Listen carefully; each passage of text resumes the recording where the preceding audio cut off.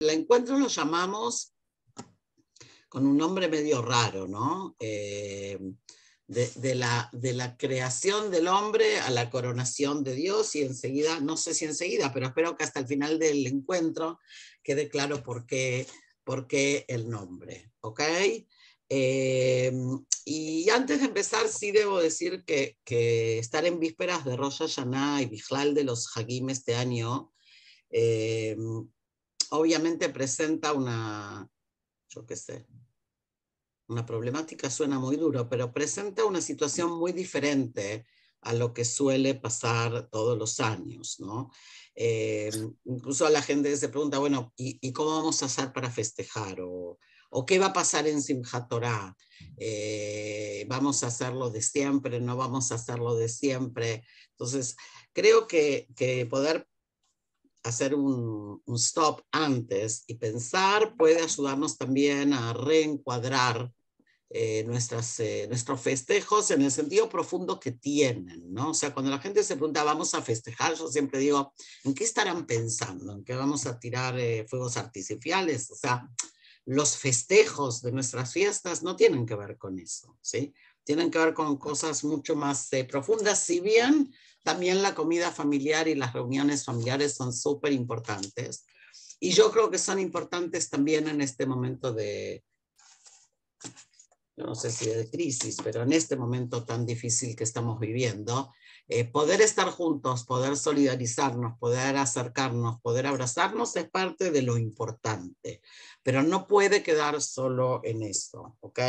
Y en ese sentido creo que sí tenemos lo que festejar, o sea, tenemos que festejar que estamos terminando un año, que a pesar de todo hay un ciclo de renovación, de que la vida, a pesar de todo el dolor, continúa, de que seguimos tratando de crear y de crecer, incluso con toda la dificultad que eso implica, porque en ese sentido yo creo que nuestras fiestas, sobre todo Rosh Hashanah y Yom Kippur, que ni siquiera sé si llamar las fiestas, pero digamos nuestras fechas, son fechas muy optimistas, o sea, son muy solemnes, pero también son muy optimistas, en el sentido de que nos ayudan a recordar de que el hombre puede cambiar, ¿sí? O sea, que siempre tenemos la posibilidad de cambiar, que siempre tenemos la posibilidad de elegir de nuevo, que siempre tenemos la posibilidad de elegir por el bien,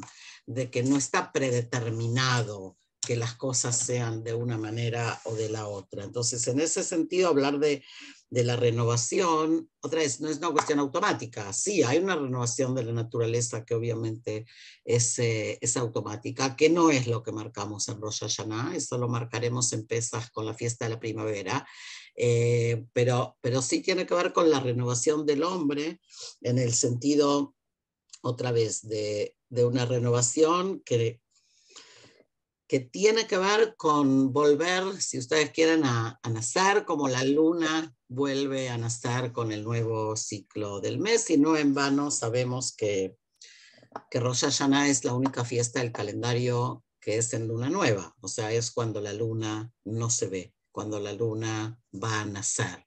Y a mí siempre ese símbolo me gustó mucho, porque creo que nos ayuda mucho a entender esto de que es un nuevo nacimiento, ¿ok?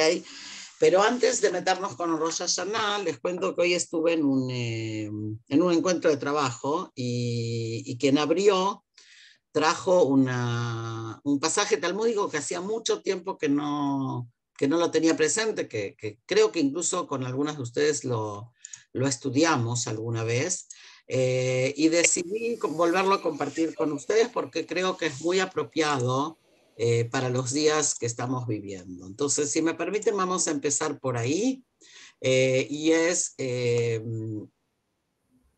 van a reír, pero de tanto que lo preparé no anoté la fuente, pero se las voy a mandar, ¿ok? Es un pasaje talmúdico que dice así: los sabios enseñaban en una braita, cuando el templo fue destruido por segunda vez, hubo un aumento del número de ascetas entre los judíos, cuya práctica era no comer carne y no beber vino, ¿sí? Comer carne y beber vino son símbolos festivos, ¿sí? Cuando comemos carne y tomamos vino, en Shabbat, en las fiestas, ¿sí? Rabbi Yoshua se unió a ellos para discutir esta práctica. Les dijo, hijos míos, ¿por qué razón no comen carne y no beben vino? Le dijeron, comeremos carne de la cual se sacrifican ofrendas sobre el altar y ahora el altar ha dejado de existir. O sea, ¿cómo vamos a comer carne si no hay altar para hacer sacrificios? Beberemos vino que es derramado como una libación sobre el altar y ahora el altar ha dejado de existir. Rabbi Yoshua les dijo, si es así, tampoco comeremos pan, ya que las ofrendas de pan que se ofrecían sobre el altar han cesado. Ellos respondieron, tienes razón. Les dijo, tampoco comeremos frutos, ya que se ha dejado de traer las primicias, los bikurim. Ellos respondieron, tienes razón. Hay alguien que tiene el micrófono abierto y le está sonando un teléfono. Ok. Ellos respondieron, tienes razón. Les dijo, si es así, no beberemos agua, porque la libación de agua ha cesado. ¿Sí? Nisu Hamaim, que se arrojaba el agua sobre el altar. Quedaron en silencio, ya que se dieron cuenta que no se puede sobrevivir sin agua. Y sigue el texto. Rabbi Yoshua les dijo, hijos míos, venid y os diré cómo debemos actuar. No llorar es imposible, ya que el templo ha sido destruido. Pero llorar excesivamente, como lo están haciendo, también es imposible, ya que los sabios no emiten un decreto sobre el público, al menos que la mayoría del público sea capaz de obedecer. Rabbi Yoshua continúa. Más bien es esto lo que los sabios dijeron.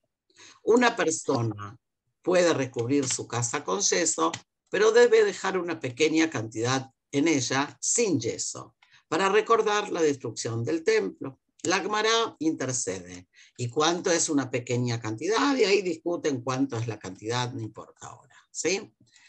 Rabbi Yoshua continúa y dice, los sabios dijeron que una persona puede preparar todo lo que necesita para una comida, pero debe dejar fuera un pequeño artículo para recordar la destrucción del tiempo, etcétera, etcétera. O sea, ¿cuál es la idea y por qué me pareció importante traerla? Porque todos hemos vivido este año y estamos viviendo situaciones muy, muy dramáticas y muy terribles y muy traumáticas. Junto con eso, no podemos dejar de vivir. O sea, no podemos, como estos hombres, ¿no? Pensar que, ok, entonces nos vamos a comer y entonces nos vamos a... Sí, el espejo que les pone Rabbi Yeshua al decirles, bueno, entonces tampoco beban agua, ¿sí? Es un ejemplo muy fuerte. Por otro lado, sí, claro que hay que tener el duelo presente y hay que recordarlo, y lo hacemos hasta el día de hoy, ¿no es cierto? Y Meshkajeh Yerushalayim, en las bodas rompemos la copa, en las casas dejamos una parte un pedacito de la pared sin recubrir, etc. O sea, que en algún momento, con toda la dificultad, tenemos que tratar de ver cómo vamos a salir adelante y qué vamos a hacer para, por un lado, poder caminar hacia adelante, no olvidar absolutamente nada, pero al mismo tiempo no vivir parados o instalados, ¿sí?, en el duelo. Como que el momento del duelo es importante y hay un momento para esto, y estamos llegando al final del primer año. Y es tal vez uno de los momentos esos en que uno tiene que decir, ok, a partir de ahora, ¿qué? ¿Sí? O sea, ¿qué va a cambiar? ¿Qué decisiones voy a tomar? Y Rosh Hashanah en ese sentido también nos ayuda un poco, creo yo, a poder enfrentarnos, ¿no?, con esta situación de, dije antes que no de crisis, pero sí de transición. O sea, estamos como en un momento que no tenemos muy claro todavía como pueblo hacia dónde vamos. Entonces, Rosh Hashanah puede en ese sentido ayudarnos a pensar. ¿Okay? Dicho esto, vamos a Rosh Hashanah. Entonces, lo que yo quisiera es retomar algunas de las fuentes clásicas de la fiesta, para que podamos conectarnos con esto del título de la creación a la coronación. Porque todos solemos decir y sabemos, y lo decimos siempre, que en Rosh Hashanah marcamos la creación del mundo, o por lo menos la creación del hombre. ¿Sí? Lo tenemos muy claro, es algo que se repite en todos los textos, y también, algunos lo tienen menos claros, pero el concepto este de que coronamos a Dios es un concepto que aparece permanentemente en la tefilá, en la plegaria de Rosh Hashanah, que después vamos a ver qué quiere decir, pero son dos conceptos que están muy presentes en esta festividad, y cuando vamos a nuestras fuentes más clásicas, digamos, no son conceptos que los vamos a encontrar. Y entonces la pregunta es, ¿y entonces de dónde viene? ¿Ok? Entonces yo quiero un poquito volver a cosas que seguramente saben, pero como para pasarlas y poder seguir. ¿Ok?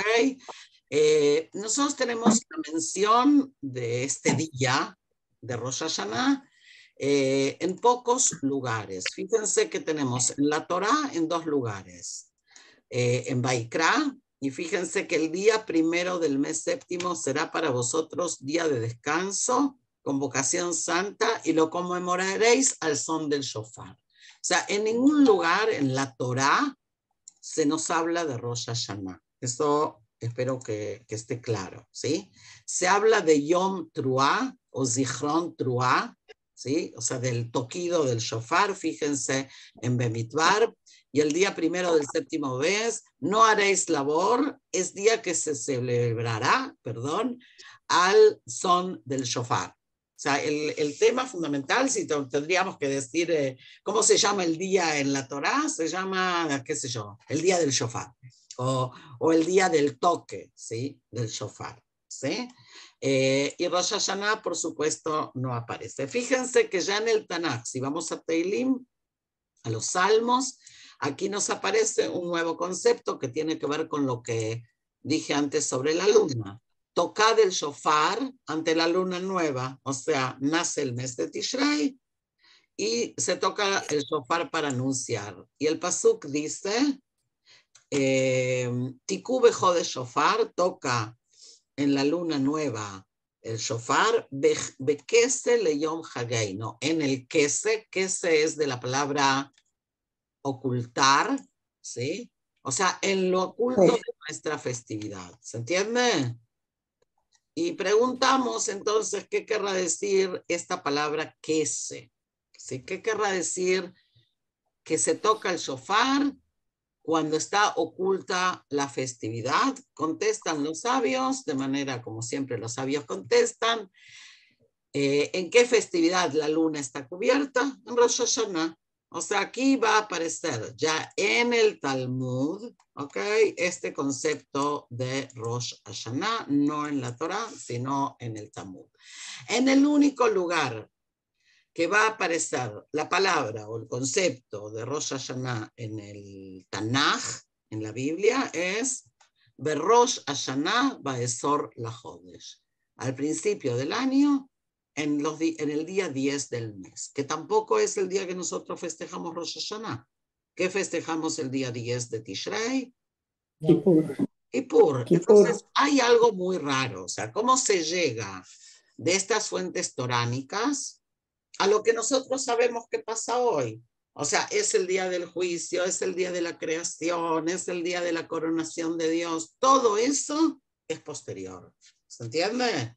Ahora, cuando digo posterior, no digo del año 2000, digo es posterior en el sentido que es del periodo, lo más temprano del periodo mishnaico, de ahí de por el año 200.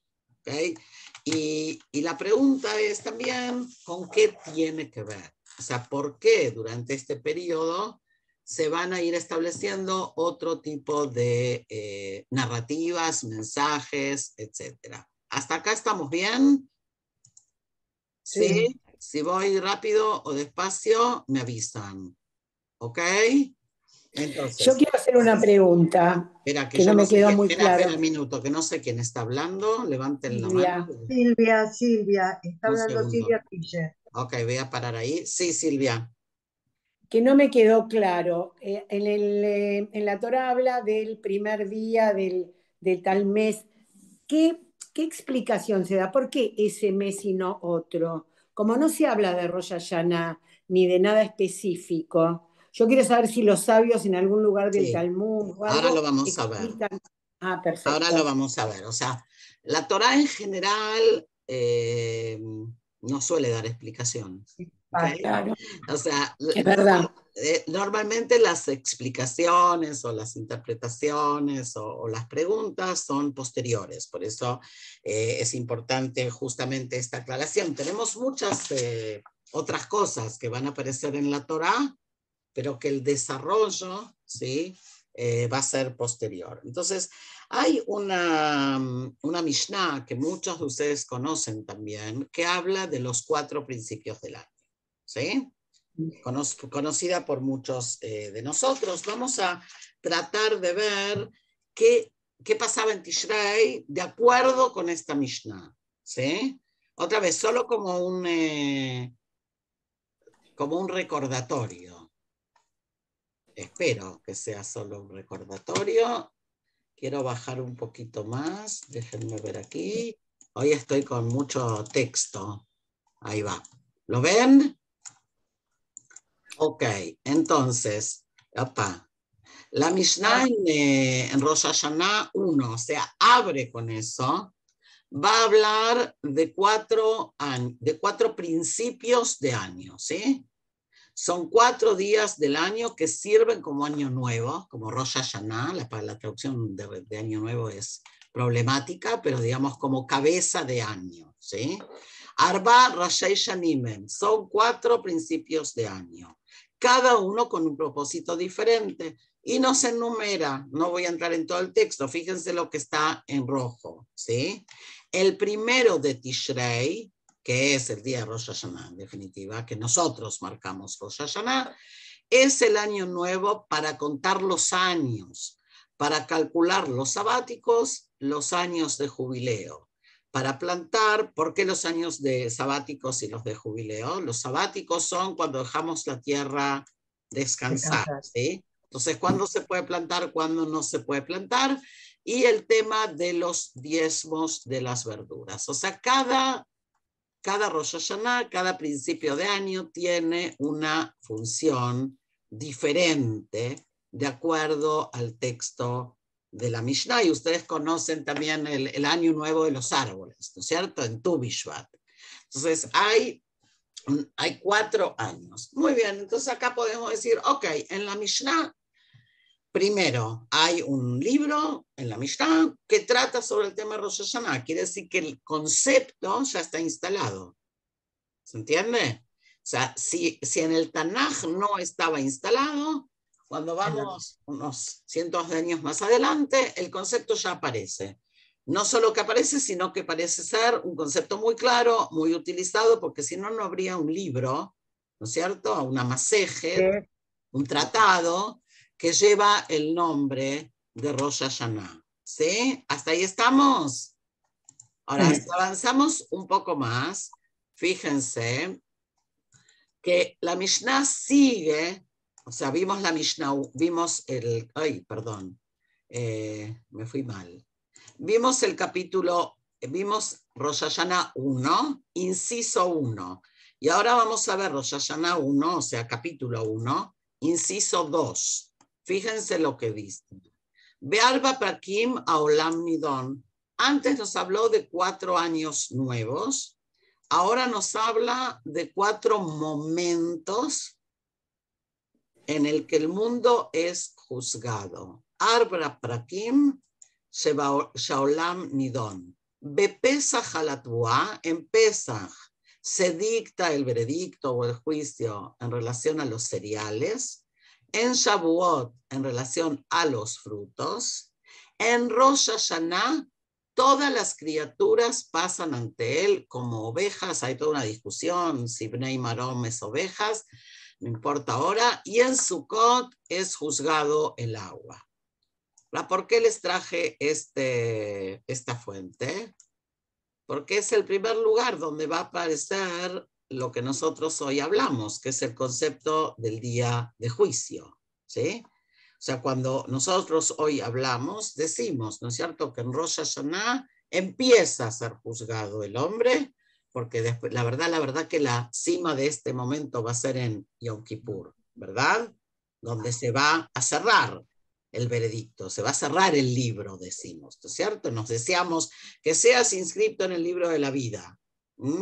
En Rosh Hashanah empieza el proceso, pero solo 10 días después va a terminarse. Esta idea de que las criaturas, o sea, los seres humanos, pasan por delante de Dios para ser juzgados, va a aparecer en la Mishnah y no antes. ¿Ok? Ahora hay otro tema que ahora enseguida vamos a tratar de entrar.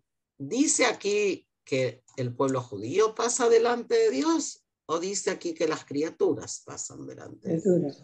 Las criaturas. Entonces, ¿cómo es que Rosh Hashanah se convierte en una cosa tan particular cuando este texto es un texto tan universal? ¿Se entiende lo que pregunto? Entonces, también aquí hay, ¿sí?, toda una evolución, por decirlo de alguna manera, que vamos a intentar seguir en nuestras fuentes. Vimos la Mishnah. Ahora fíjense qué va a pasar ya en la Gemara, o sea, en el Talmud. Vamos a ponerlo en español, si les parece, ¿no? Y dice así: se trae una braita que no está de acuerdo sobre este punto, una discusión. ¿Qué están discutiendo? El rabino Eleazar dice, en Tishrei el mundo fue creado. ¡Opa! ¿Se acuerdan de eso de la creación del mundo? Claro. Apareció aquí. O sea, hasta la Mishnah no teníamos esta idea del día de juicio. Y hasta el Talmud, no, el tema de la creación del mundo tampoco ocupaba un lugar central. El Talmud cierra ahí por el 600, ¿ok? Para que nos ubiquemos en el periodo. Dice, en Tishrei, dice Rabbi Eliezer, en Tishrei el mundo fue creado.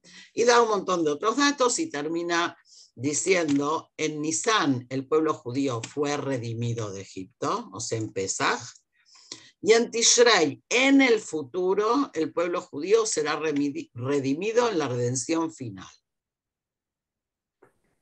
Difícil, raro, ¿no? O sea, el texto habla, primero nos trae dos ideas, una de Rabbi Eliezer y otra, ahora la vamos a ver, de Rabbi Yoshua. ¿Qué están discutiendo? Están discutiendo cuándo se creó el mundo. Rabbi Eliezer dijo que el mundo se creó en Tishrei. Rabbi Yoshua va a decir que el mundo se creó en Nisan. ¿Ok?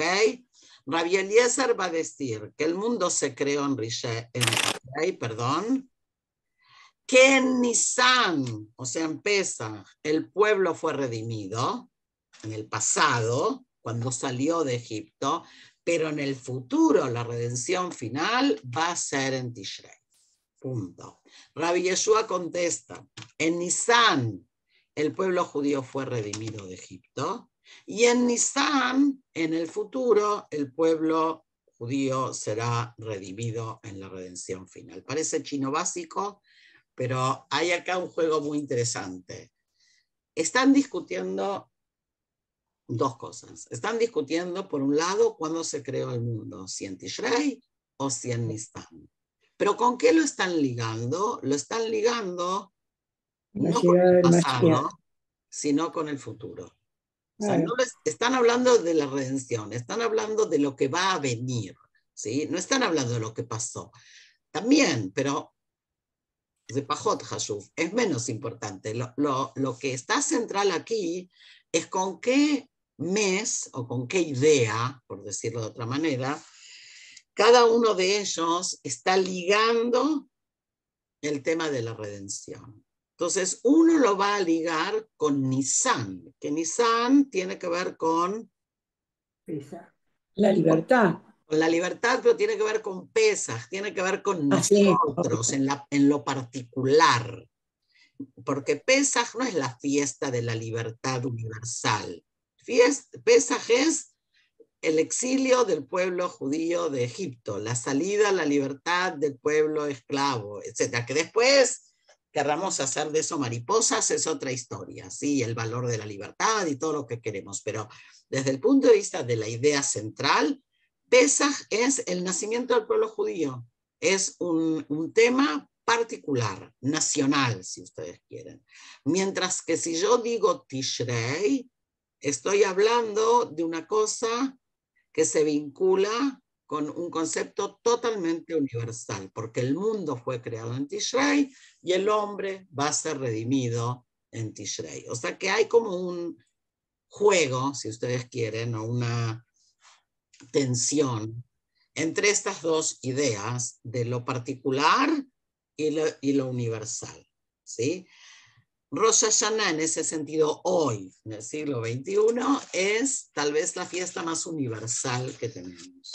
¿En qué sentido universal? Que tiene que ver con la esencia del hombre más que con la esencia de la nación. ¿Se entiende? O sea, porque todo el proceso de estos días es un proceso que tiene que ver con la persona. ¿Mm? Entonces, ahí va a volver a aparecer la pregunta, ¿con cualquier persona o con la persona que es parte del pueblo? Así vamos a tratar de ver si podemos dar alguna clase de respuesta a esto, ¿sí? Pero fíjense entonces que tenemos dos conceptos importantes, el de la creación del mundo y la creación del hombre. Lo digo junto porque hay una discusión, algunos sabios dicen que es el día de la creación del mundo, otros dicen que es el día de la creación del hombre. El concepto del juicio, ¿sí? De que el hombre es juzgado, y el tercer concepto que hoy en día usamos, que es el concepto de la coronación de Dios, al cual enseguida vamos a tratar de relacionarnos. ¿Ok? ¿Hasta aquí estamos? ¿Sí? Sí. Ah, qué bueno. Entonces Sí. ya me puedo ir, porque si está todo claro. Ok. Hay una cosa más que tenemos que sumar entonces, y es ¿de dónde viene esto de la coronación? O sea, alguna fuente tiene que tener, así como vimos que la creación del mundo tiene una fuente, y así como vimos que el día del juicio tiene una fuente. ¿De dónde viene esto de que Dios es coronado? O si ustedes quieren, ¿con qué tiene que ver? ¿Okay? Y aquí volvemos un poco de nuevo. ¿Dios es coronado como nuestro Dios o es coronado como Dios del universo? ¿Cuál es la idea? ¿Es una idea particular o es una idea general? ¿Sí? Y tiene que ver con lo que decíamos recién. Entonces, ¿es un día donde los judíos son puestos a prueba o a juicio? ¿O es un día donde todo ser humano, ¿sí? Tiene que presentarse ante Dios? Aquí hay algo interesante que un poco yo, digamos, lo pensé así como muy intuitivamente, después algo estuve leyendo. Parecería que esto tiene que ver con algunos temas históricos. O sea, parecería que el tema de si vamos a enfatizar lo particular o lo universal tiene que ver también con si estamos hablando de un momento de soberanía nacional o estamos hablando de la Galut. ¿Se entiende lo que digo? ¿Por qué? Porque cuando se pierde la posibilidad, como vimos en el primer texto, ¿sí? Cuando se pierde la posibilidad de que el festejo o el día tenga un énfasis totalmente particular a partir de la derrota, de la salida al exilio, que no nos gusta pensar, pero es una derrota, ¿no es cierto? Entonces hay como una tendencia en el periodo Mishnai con el periodo talmúdico de llevar todo hacia lo más humano, hacia lo más genérico y menos hacia los discursos nacionalistas, ¿sí? Mientras que en los momentos, que eso va a ser muchos años después, a partir a lo mejor del sionismo, o sea, una de las cosas que va a pasar con la revolución sionista es volver a darle a todas las festividades, en las agrícolas se va a notar más, una connotación mucho más nacional que universal. O sea, esta tensión entre lo particular y lo universal siempre existe en nuestro pueblo. ¿Okay? Y vale la pena, los que estudian Parashat Shavua, seguramente la semana pasada lo vieron, ¿no? La Parashá dice, Kitabo el Haaretz. Kitabo es en singular, cuando vengas a la tierra. O sea, ¿nosotros venimos a la tierra como personas o venimos a la tierra como pueblo? La entrada es la entrada del pueblo de Israel a la tierra de Israel. ¿Qué quiere decir Kitabo el Haaretz? O sea, otra vez, esta cosa de que lo general sin lo particular no va, lo particular sin lo general tampoco. ¿Sí? Y a lo mejor esa es la grandeza, o sea, poder reconocer que hay como una dimensión privada, ¿sí? Y hay una dimensión más general. ¿Okay? Y yo creo que eso enriquece en cierta medida nuestra cultura, obviamente también nuestras fiestas. Y habría que preguntarse, ok, ahora que estamos en el momento en que estamos, ¿cuál será la próxima vuelta? ¿No?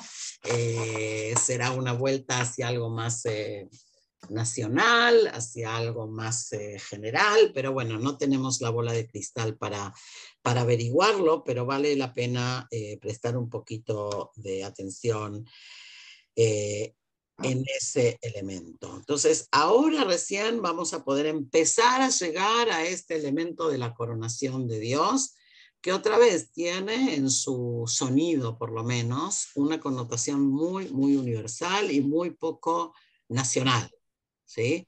Aunque hay muchas discusiones al respecto, y vamos a ver si voy medio raro, me dicen. Nosotros vamos a decirlo así, en muchos lugares Dios es comparado con un rey, ¿sí? No solo el día de Rosh Hashanah, sino en nuestros textos. Piensen en, yo qué sé, Adon Olam Asher Malach, que todos la conocen, ¿no es cierto? O sea, el Señor del mundo que reinó, reina y reinará, ¿sí? O en Rosh Hashanah, por ejemplo, decimos, yo qué sé, Dios nuestro y nuestros padres, se lo leo directamente en español, reina sobre el universo en tu grandeza, sobre toda la tierra. Que cada ser sepa que tú lo has hecho y que cada criatura comprenda que tú lo has creado. El Señor Dios de Israel es rey y su reino rige sobre todo. Entonces, este juego es el Dios de Israel, pero su reino rige sobre todo. ¿Sí? Volvemos un poquito a esta tensión, ¿no? Una frase muy conocida por todos cuando decimos Adonai Imloch Leolam Vaed. Dios reinará. ¿Sí? No, a veces ni lo pensamos. Imloch es reinará, reinará por siempre. ¿Sí? Son como expresiones que las tenemos muy incorporadas, pero no paramos, digamos, a pensarlas. En el día de Rosh Hashanah, todas estas expresiones van a llegar a su cima, digamos, con lo que es la tefilá, la parte de la tefilá que llamamos las malhuyot. ¿Sí?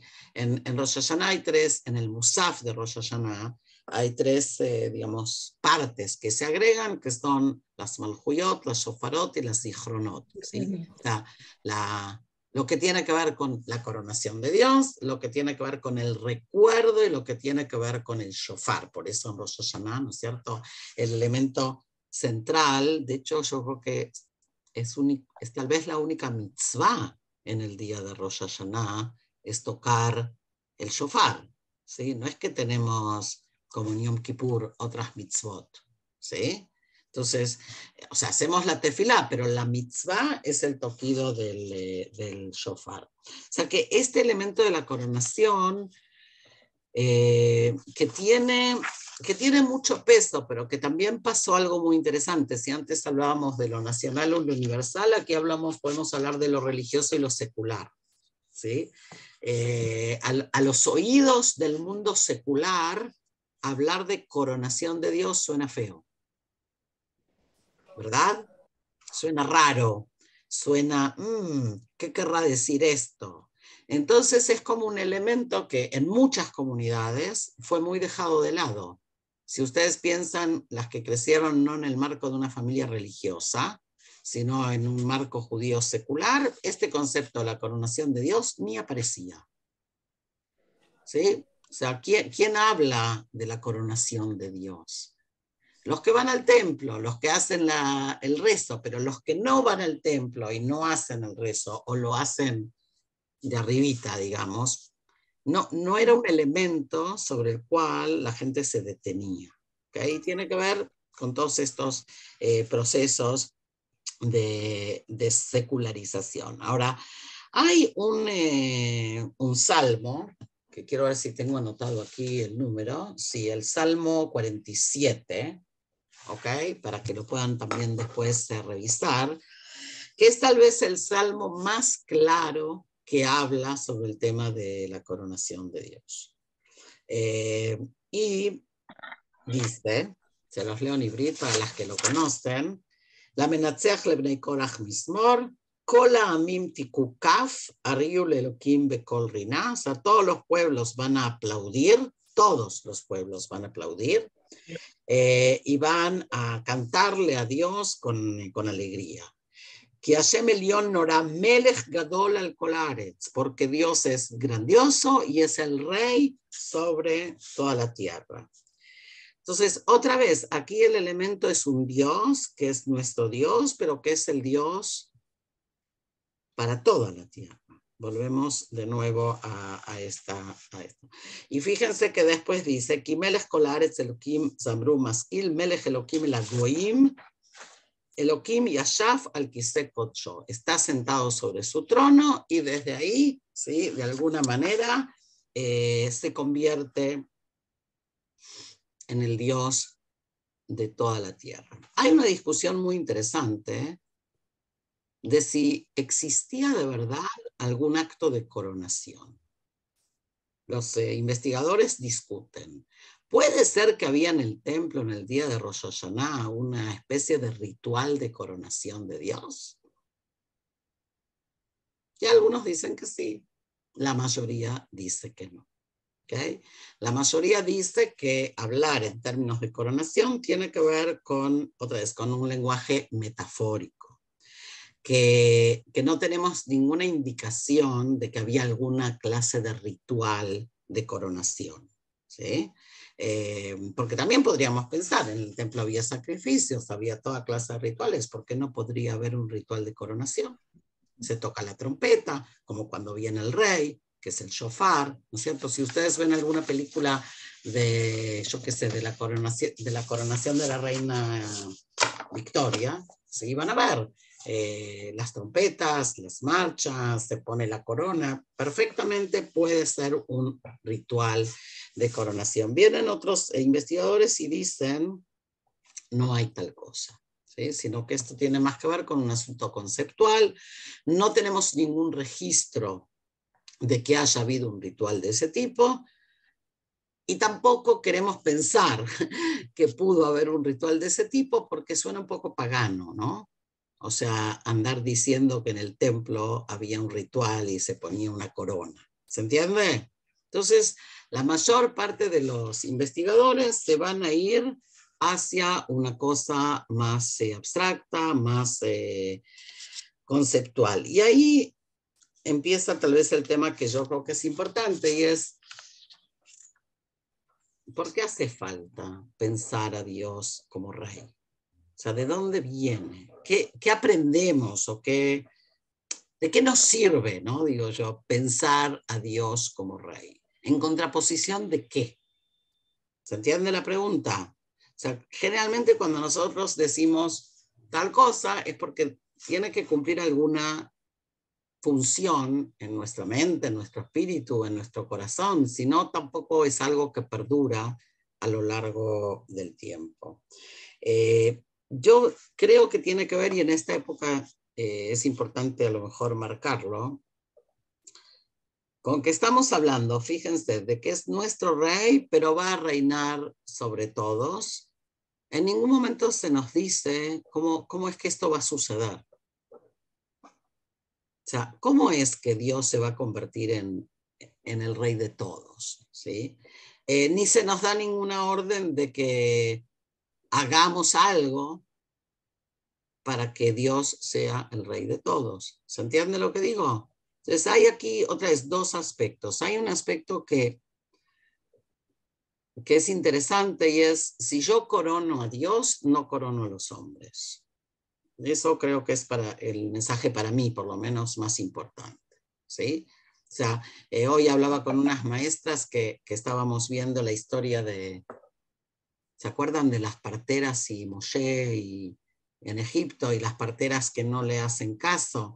Y no le hacen caso al rey, porque esas le temen a otra cosa, le temen a Dios o a su conciencia, no importa, pero si yo tengo claro que el Big Boss, ¿sí? Que el jefe del asunto no es ni el presidente de turno, ni el rey de turno, ni mi jefe, ni nadie, entonces en ese sentido es súper interesante porque quiere decir que es un Dios que libera, en el sentido que es un Dios que permite que el hombre sea libre y no dependa de un rey de carne y hueso, por decirlo de alguna manera. Entonces, esta idea de la soberanía de la idea de Dios, yo creo que tiene que ver con eso, con venir a decirnos, como dijimos al principio, que el hombre puede elegir, con venir a decirnos, tú eliges, ¿okay? A quien coronas, no es automático.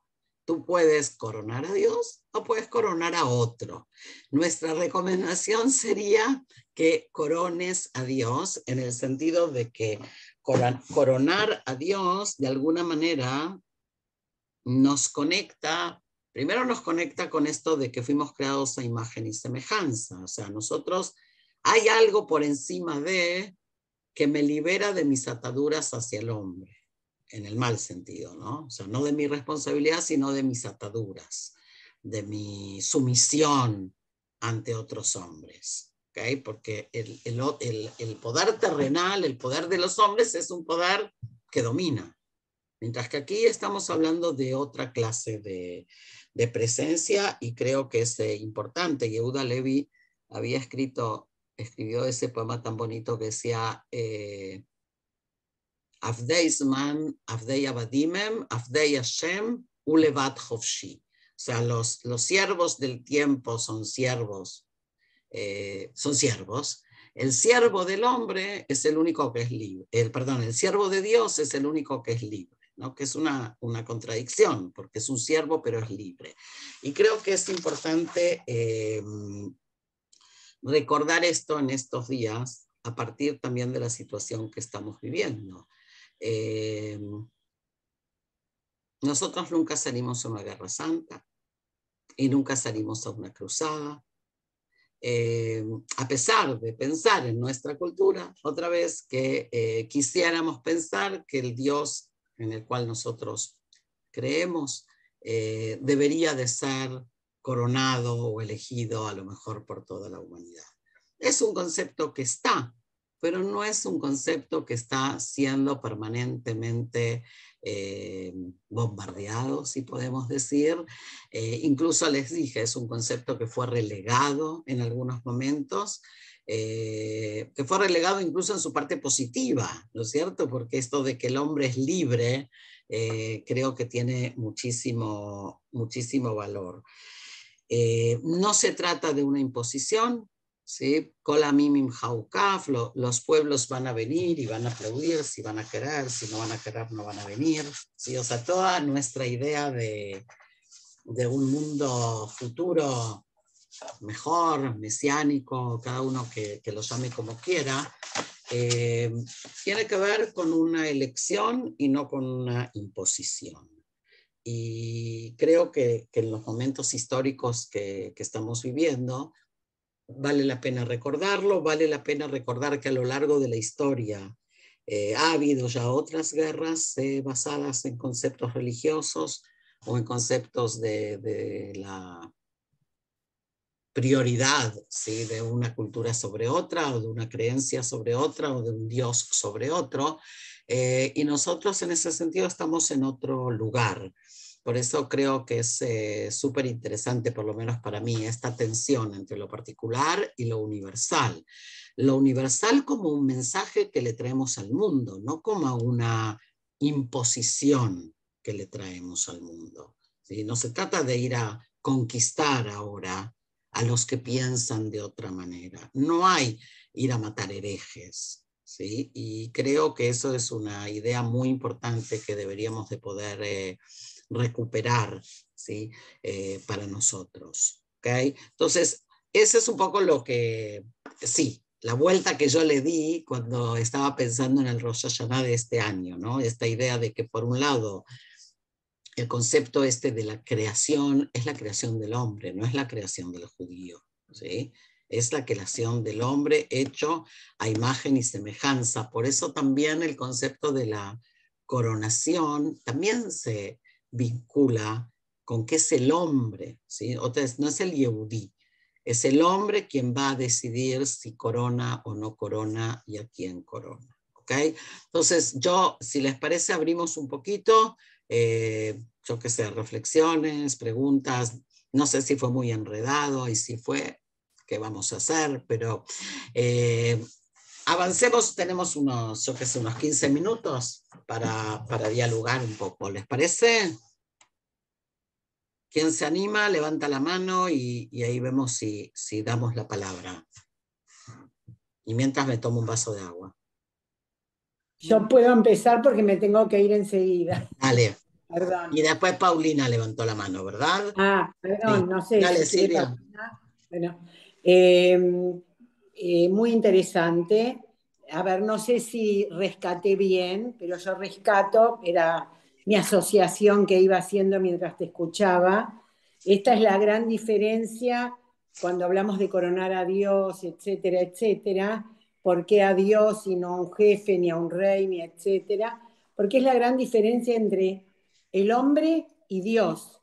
Dios es otra categoría, es otra cosa, es un ser supremo que no se puede comparar con lo humano y que no podemos acá pensar el qué hombre o a Dios. No, no, no, es como que son dos cosas, y esto es independiente del que cree o no cree. Ujú, Es lo que yo pienso, ¿sí? ujú, Que estoy en crisis con mi fe. De verdad que desde el 7 de octubre estoy en crisis real con mi fe. ujú, Pero me parece interesantísimo lo que planteás y creo esto, no estamos en la misma categoría, no estamos ujú. a la misma altura y no podemos compararnos. Ok, Dios es Dios y el hombre es el hombre, lo humano es lo humano, es ujú, diferente. ok. Eh, y bueno, y anoté varias cosas que era ignorante de lo que vos dijiste, anotaba como en el colegio, sobre los cuatro Rosh Hashanah, que lo sabía, pero me los había olvidado, y cosas de la Mishmaná que me parecieron interesantes. Bueno, esto es lo que registro, no Muy sé bien, si Silvia, muchas gracias. La idea al de contrario. tomar cosas conocidas es justamente eso, que hay muchas cosas que conocemos, pero que bueno, van quedando en el tintero Totalmente. y hay que, como les gusta decir a los argentinos, hay que resignificarlas, ¿no? Así es. Paulina, adelante. Hola, un gusto, un gusto estar con tantas juntas y especialmente reencontrarnos con vos, Esther. Total. Con respecto a lo que hablaste, voy a tomar yo también algo, alguna idea que me fue, como dice Silvia, que se me fue ocurriendo a partir de lo que vos estabas Ujú, hablando. Malhuyot, que es la coronación. ujú, Eh, el, eh, Coronar a Dios, para mí, Malhuyot, no es declarar a un Dios o a alguna autoridad, sino declarar la autoridad del mensaje judío, del ujú, mensaje, yo digo torático, porque a pesar que no dicen, no habla de Malhuyot en la Torá, pero yo digo torático, ¿no? En el sentido de lo que nosotros estudiamos, entendemos de lo que la Torá nos transmite. Para mí ese se escucha porque a mí me dice que tengo mala conexión. Te escuchas, No te sé. escuchas. Ok, en ese sentido, yo digo, no puede ser otra cosa que universal. Y que Bayoma Ui Hashem Echad Ushmo Echad, que aquel día va a ser el rey, digamos, rey. Rey es un vocablo, por supuesto, humano, y no podemos hablar de otra manera que no sea humano, porque solamente los humanos hablamos. Ahora, ¿qué significa? Que el bien, el mensaje torático va a reinar en el universo, independientemente de los distintos pueblos y de distintas naciones. El, en esa parte de lo que hablaba. Y sobre esa disquisición de lo que hablabas vos del tema de qué pasó en Rosh Hashanah, si bueno, la creación, digamos, de lo que aparece en la Mishnah, es también, a mi entender, un juego humano.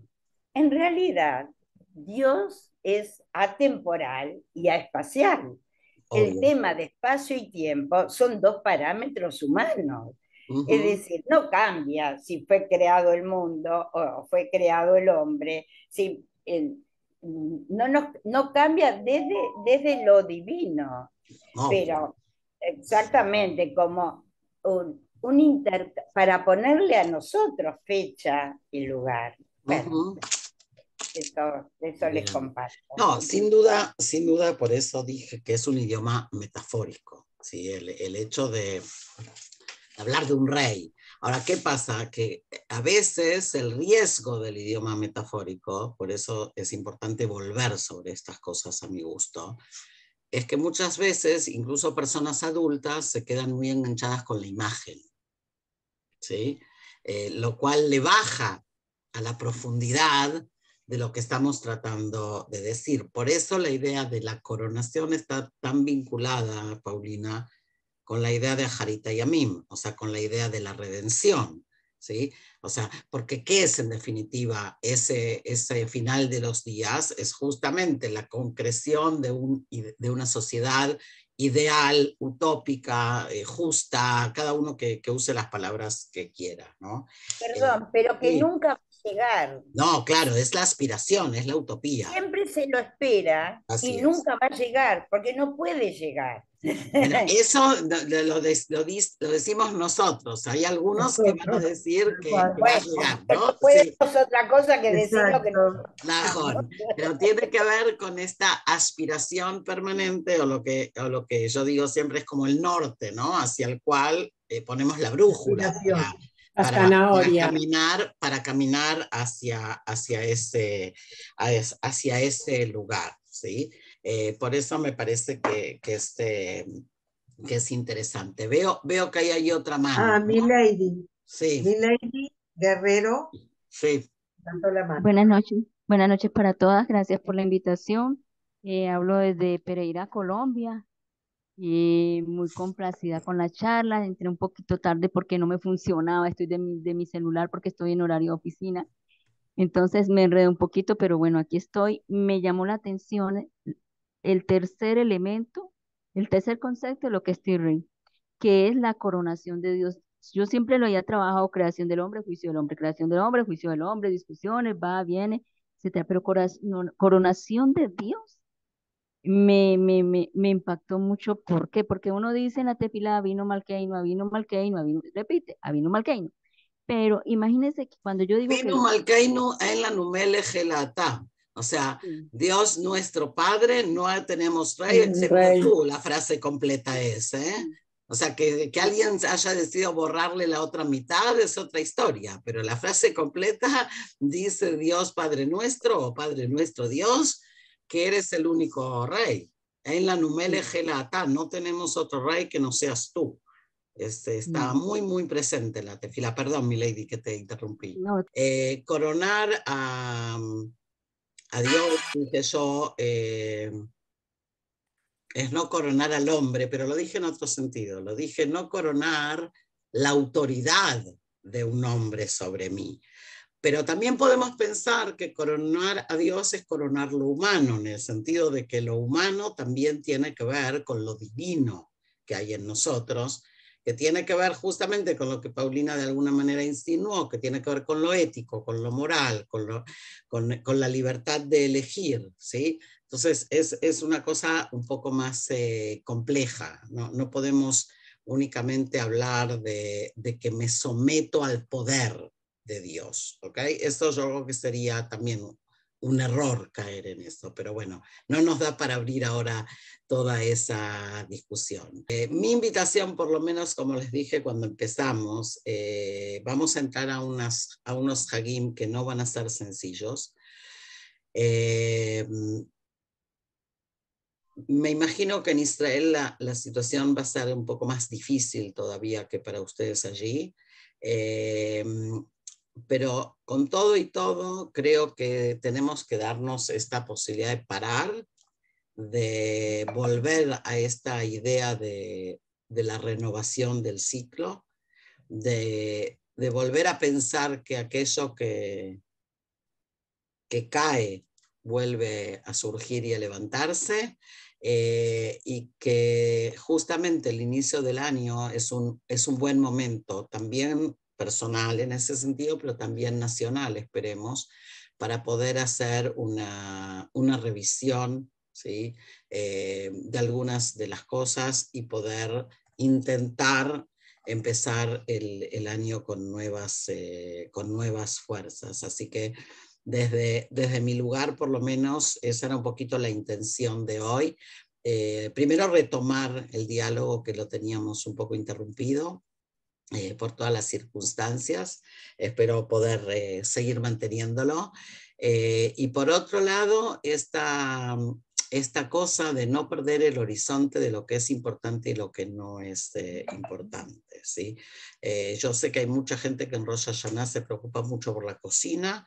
Yo diría que se preocupen menos por la cocina y se preocupen más por la esencia de las cosas, porque hay una vez al año esta oportunidad, como dijimos al principio, de entender que podemos cambiar, ¿sí? De entender que como personas podemos cambiar y podemos elegir nuestras actitudes, también en la difícil situación en la que estamos, ¿no? Si recuerdan el texto que vimos cuando abrimos en relación a cómo vivir el duelo, bueno, al enfrentarnos ya al año, deberíamos de poder pensar un poco en cómo vamos a marcar esto, ¿okay? Y al mismo tiempo también seguir construyendo y viviendo, que es un desafío que en Israel se presenta de manera cotidiana, y yo creo que en la diáspora debería de pensarse más, porque hay poca gente pensando en de verdad qué es lo que va a cambiar a partir de esto para ustedes como Yehudim viviendo en las comunidades. Hay como una sensación de que muchas de las comunidades siguen una inercia, digamos, de dinámica, como, no que nada pasó, pero que no termina de, digamos, de gestarse un pensamiento de cambio. Si no digo que en Israel sí, pero por lo menos en Israel hay fuerzas cívicas importantes que sí están trabajando en pensar las cosas desde otra perspectiva, no solo política, ¿sí? Y creo que ese es un desafío que tenemos como pueblo, de ver un poquito cómo rescatamos algunas ideas, cómo rescatamos algunos conceptos, cómo empezamos a hablar un lenguaje que nos comunique más, cómo dejamos estas cosas de, bueno, esto es de esos, ¿no? Esto es para ellos, esto es para nosotros, y tratamos de encontrar lenguajes más en común entre todos. ¿Ok? Así que de mi parte, ¿qué les voy a decir? Shana Tová, que tengamos todos un mejor año, que seamos inscriptos en el libro de la vida. Y bueno, y si Dios quiere, vamos a tratar de reencontrarnos después de Simchat Torah para ver un poquito qué es lo que vamos a hacer. Gracias. Shana Tova, chicos. Para todos. Gracias.